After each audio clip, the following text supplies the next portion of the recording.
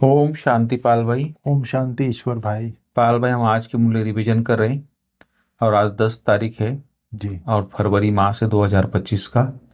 तो आज बाबा ने खास बोला है, मीठे बच्चे, तुम्हें बाप द्वारा जो अद्वैत जो मिली है मत, हम्म। अद्वैत मत जिसको बोलते हैं, अद्वैत मत जो मिली है रही है, उस मत पर चलकर कलयुगी मनुष्य को सतयुगी देवता बनाने की श्रेष्ठ कर्तव्य करना है। तो ये खास हेडलाइन है आज की बाबा की। जैसे बाबा ने कहा तुम्हें बाप द्वारा जो अद्वैत मत मिल रही है। अद्वैत क्या, कैसे, किसको कहते हैं? जो शास्त्रवादी हैं वो लोग अद्वैत का मतलब होता है जिसमें कोई दूसरा ना हो। जी। तो वो लोग आत्मा और परमात्मा को एक में मानते हैं, इसलिए अद्वैत कहते हैं। अच्छा। लेकिन यहाँ पर हमारा शिव बाबा एक ही मत देता है, कोई दूसरा मत नहीं है। यहाँ अद्वैत मत है, वहाँ अद्वैतवाद है। अच्छा। तो अद्वैत मत, एक की मत मिल रही है, उस एक की मत पर चलकर कलयुगी मनुष्यों को सतयुगी देवता बनाने का श्रेष्ठ कर्तव्य करना है। जी।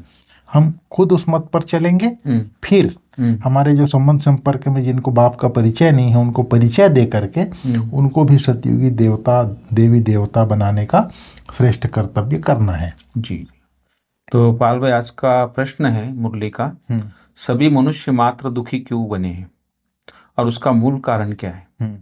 तो बाबा ने बताया कि रावण ने सभी को श्रापित कर दिया है, इसलिए सभी मनुष्य दुखी बने हैं। बाप वर्षा देता है और रावण श्राप देता है, यह भी दुनिया नहीं जानती। तो कैसे है, इसकी डिटेल थोड़ा बताएं।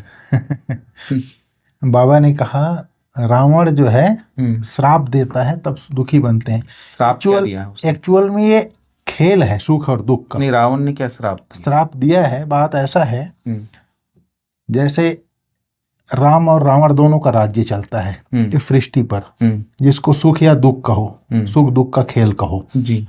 तो जब पहले तो राम का राज्य होता है, अर्थात शिवालय होता है, सतयुग त्रेता। शिव बाबा की मत पर स्थापन होता है, वो है शिवालय। 2 युग चलता है। लेकिन जब द्वापर के बाद रावण का राज्य होता है, तो रावण का राज्य होता है तो मतलब ऑटोमेटिक आत्मा की पावर घटती है, तब रावण की प्रवेशता हो जाती है। रावण कोई अटैक नहीं करता है। कब? त्रेता में। त्रेता का जो 1250 वर्ष पूरा होता है, उसके बाद हमारी आत्मा द्वापर में आती है, तब रावण की प्रवेशता होती है। लेकिन अभी क्या है, मनुष्य में विकार आना शुरू हो जाता है। हाँ, लेकिन अभी संगम युग में रावण राज्य में आकर के बाबा ने हम मनुष्य आत्माओं को रावण की राज्य से निकाल करके राम के राज्य में ले जाने का पुरुषार्थ करा रहा है। तो रावण अभी दुखी हो रहा है, नहीं समझ में आया? तो अपना मौके की तलाश में रहता है, कब मेरे चुंगल में आए। तो जैसे ही द्वापर युग शुरू होता है, आत्मा की पावर 8 कला रह जाती है, तो घुसना शुरू करता है। तो वो कहना चाहिए दुख देना। श्राप, यहाँ पर श्राप का मतलब जैसे कोई ऋषि मुनि श्राप दे देते हैं, वैसा श्राप नहीं है। मतलब अपने कैप्चर कर लेता है रावण, अपने वश में कर लेता है, दुखी करता है। काम क्रोध लोभ मोह अहंकार के वश कर देना ही श्रापित करना है, अर्थात दुखी करना है। तो बाबा ने कहा बाप वर्षा देता है, रावण श्राप देता है, यह भी दुनिया नहीं जानती है। बाप ने वर्षा दिया तब तो भारतवासी इतने सुखी, स्वर्ग के मालिक बने, पूज्य बने, और श्रापित होने से फिर पुजारी हो जाते हैं, अर्थात रावण के वशीभूत होने से। श्रापित होना अर्थात रावण के वशीभूत होने से दुखी हो जाते हैं, पुजारी बन जाते हैं। तो इस तरह से बाबा ने कहा है।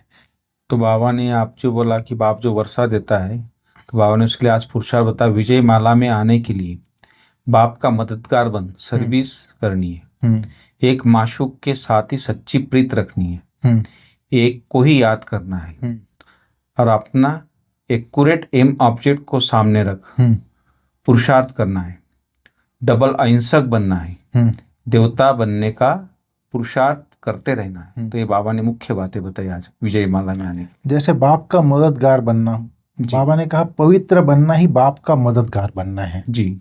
तो जो संपूर्ण पवित्र बनेगा वही विजय माला में आएगा। फिर पवित्र बनाने की सर्विस करनी है। जी। बाप का मददगार बनना अर्थात पवित्र बनना, और पवित्र बनाने की सर्विस करनी है। फिर बाबा ने कहा एक मासूक के साथ सच्चा प्रीत रखना है जी। यहाँ देहधारी जो आशिक मासूक होते हैं एक दूसरे को याद करते हैं, लेकिन यहाँ तो हम सभी आत्माओं का मासूक एक परमात्मा है। एक मासूक से ही सच्चा प्रीत रखना है, एक को ही याद रखना है जी। फिर बाबा ने कहा अपनी एक्यूरेट एम ऑब्जेक्ट, एक्यूरेट माना हूबहू जी, एक्यूरेट जैसे का तैसा। तो हमारा एम ऑब्जेक्ट क्या है? फ्री लक्ष्मी फ्री नारायण, नर से नारायण नारी से लक्ष्मी बनने का एम ऑब्जेक्ट है।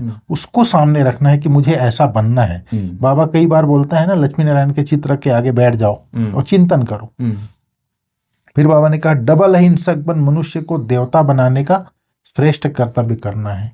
डबल अहिंसक माना काम विकार और क्रोध। काम विकार अंदरूनी हिंसा है जी, और क्रोध बाहरी हिंसा है। तो डबल अहिंसक, क्रोध से भी मुक्त होना है, काम से भी मुक्त होना ही डबल अहिंसक बनना है। डबल अहिंसक बन मनुष्य को देवता बनाने का श्रेष्ठ कर्तव्य करना है, बोला बाबा। फिर आज बाबा ने बहुत अच्छी अच्छी बातें बीच में बोली है। जैसे मधुबन में आते हो बाप दादा के पास, तो बाप दादा के पास जरूर स्वर्ग का वर्षा मिलता है। इसलिए सभी भक्त भगवान से चाहते क्या है? जीवन मुक्ति। अभी है जीवन बंध, सभी बाप को याद करते हैं कि आकर इस बंधन से हमको मुक्त करो। फिर बाबा ने कहा बाबा हमको स्वच्छ बुद्धि बनाते हैं जी। रावण मलेच्छ बुद्धि तुच्छ बुद्धि बनाते हैं। मुख्य बात तो यह है, सतयुग में है पवित्र और यह है यहाँ है अपवित्र। बाबा ने आज बहुत अंडरलाइन कराया, मुख्य बात यह है। क्या है? बाबा हमको स्वच्छ बुद्धि बनाते हैं, हमारे बुद्धि को स्वच्छ करता है, और रावण मलेच्छ बुद्धि बनाता है। तो बुद्धि का खेला है सब। बुद्धि को मलिच्छ करना ये भी श्राप ही है। हाँ नहीं, ये बुद्धि हमारा योग बुद्धि का ही योग है। राजयोग बुद्धि योग भी है। बुद्धि से ही हम सेकंड में ऊपर जाते हैं जी। तो इस तरह से बाबा ने कहा। फिर बाबा ने कहा जैसे तुम युद्ध के मैदान पर हो, वह लोग हैं, तुम बच्चे हो योग बल वाले, वह हैं बाहुबल वाले। तुम हो डबल हिंसक, वह है हिंसक। हिंसा काम कटारी को कहा जाता है। सन्यासी भी समझते हैं हिंसा है काम कटारी, इसलिए पवित्र बनते हैं। बाबा ने कहा परंतु तुम्हारे सिवाय बाप के साथ प्रीत कोई की नहीं है। बाकी दुनिया वाले जानते ही नहीं तो प्रीत कैसे करेंगे। फिर बाबा ने कहा बाप को कहते भी है हेवनली गॉड फादर, अर्थात हेवन स्थापन करने वाला फादर। जरूर फादर आए होंगे तब तुम स्वर्ग के मालिक बने होंगे। हर 5000 वर्ष बाद स्वर्ग के मालिक बनते हो, फिर आधा कल्प बाद रावण राज्य शुरू होता है। चित्रों में ऐसा क्लियर कर दिखाओ जो लाखों वर्ष की बात बुद्धि से निकल जाए। फिर बाबा ने कहा आज माला को याद किया, विजय माला का दाना को। अच्छा। तो माला को ही सिमरण करते हैं, जो बाप के मददगार बन सर्विस करते हैं उन्हों की माला बनती है। जो पूरा चक्र में आते हैं पूज्य पुजारी बनते हैं, उन्हों का ही यादगार है जी। तुम पूज्य से पुजारी बनते हो तो फिर अपनी माला की बैठ पूछते हो, अपनी माला को बैठ पूछते हो। पहले माला पर हाथ लगाकर फिर माथा टेकेंगे, पीछे माला को फेरना शुरू करते हैं। तुम भी सारा चक्र लगाते हो, फिर शिव बाबा से वर्षा पाते हो। यह राज तुम ही जानते हो। मनुष्य तो कोई किसके नाम पर कोई किसके नाम पर माला फेरते हैं, जानते कुछ नहीं। अभी तुमको माला का सारा ज्ञान है और कोई यह ज्ञान नहीं है। कौन माला? कृष्ण थोड़ी समझते हैं कि माला किसका फेरते हैं। यह माला है ही उन्हों की जो बाप के मददगार बन सर्विस करते हैं। फिर बाबा ने पढ़ाई के ऊपर बोला, पढ़ाई पर ध्यान नहीं देंगे तो इम्तिहान में नापास हो जाएंगे। पढ़ते और पढ़ाते रहेंगे तो खुशी भी रहेगी। अगर विकार में गिरा तो बाकी सब भूल जाएगा। आत्मा जब पवित्र सोना हो तब उसमें धारणा अच्छी हो। सोने का बर्तन होता है ना, पवित्र सोने का बर्तन होता है पवित्र गोल्डन। अगर कोई पतित बना तो ज्ञान सुना नहीं सकता जी। बाबा ने कहा पढ़ाने वाला बाप है, ऐसी पाठशाला सारी दुनिया में कहाँ होगी। वह गॉड फादर है, टीचर है, सदगुरु है, सबको वापस ले जाएंगे। अभी तुम बाप के सम्मुख बैठे हो, सम्मुख मुरली सुनने में कितना फर्क है। बाबा ने ब्रह्मा बाबा को कहा यह सांवल शाह है ना, पहले गोरा था अभी सांवरा बना है। तब तो श्याम सुंदर कहते हैं। तुम जानते हो हम सुंदर थे, अब श्याम बने हैं, फिर सुंदर बनेंगे। सिर्फ एक क्यों बनेगा? एक को सर्प ने डसा क्या? सर्प तो माया को कहा जाता है। सर्प तो माया को कहा जाता है ना, विकार में जाने से सांवरे बन जाते हैं। कितनी समझने की बातें हैं।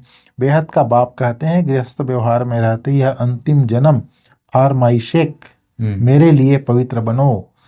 बच्चों से बाप यह भीख मांगते हैं कमल फूल समान पवित्र बनो और मुझे याद करो तो यह जन्म भी पवित्र बनेंगे और याद में रहने से पास्ट के विकर्म भी विनाश होंगे। बाबा बच्चों से पवित्रता की भीख मांग रहा है। यह है योग अग्नि जिससे जन्म जन्मांतर के पाप दग्ध होते हैं। सतो प्रधान से सतो रजो तमो में आते हैं तो कला कम हो जाती है, खाद पड़ती जाती है। अब बाप कहते हैं सिर्फ मामेकम याद करो, बाकी पानी की नदियों में स्नान करने से थोड़े ही पावन बनेंगे। यह नदियां कैसे पतित पावन हो सकती हैं? नदियां तो सागर से निकलती हैं। तो पहले सागर को पतित पावन होना चाहिए, बाबा बोलता है। कितना क्लियर करता है बाबा। तो इस तरह से पाल भाई बाबा ने पूरी मुरली में हर प्रकार से हमको समझाया है। आज का वरदान आप बताइए क्या है स्पेशल? आज बहुत मतलब परफेक्शन वाला वरदान है जी। बाबा ने कहा विजयीपन के नशे द्वारा सदा हर्षित रहने वाले सर्व आकर्षणों से मुक्त भाव, विजयी रत्नों का यादगार, बाप के गले का हार आज तक पूजा जाता है। अच्छा। तो सदा यही नशा रहे कि हम बाबा के गले का हार विजयी रतन हैं, हम विश्व के मालिक के बालक हैं जी। हमें जो मिला है वह किसी को भी मिल नहीं सकता। यह नशा और खुशी स्थायी रहे तो किसी भी प्रकार की आकर्षण से परे रहेंगे जी। हमें जो मिला है वह किसी को भी नहीं मिल सकता। क्या मिला है?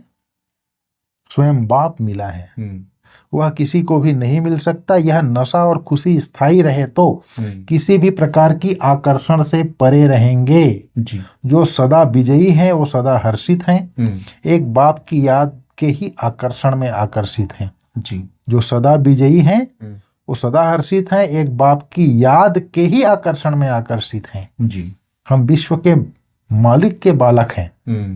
कितनी बड़ी बात है। ये नशा रहे हमेशा जी। तो कोई आकर्षण में आकर्षित नहीं होंगे। आज बाबा ने स्लोगन बोला एक के अंत में खो जाना अर्थात एकांतवासी बनना। एकांतवासी बनना। बुद्धि वही चले जाए एक के पास, उसके अंत में ही चिंतन करता रहे अर्थात खो जाए। जैसे कोई पढ़ते पढ़ते इतना मगन हो जाता है बाजू से कोई गुजरेगा पता नहीं चलता जी। उसी प्रकार उस परमात्मा की याद में उसके चिंतन में खो जाएं, एक के अंत में खो जाए तो एकांतवासी बन जाए। बन जाए। इस तरह से बाबा ने आज मुरली में बोला। ठीक है भाई साहब, शांति। ओम शांति।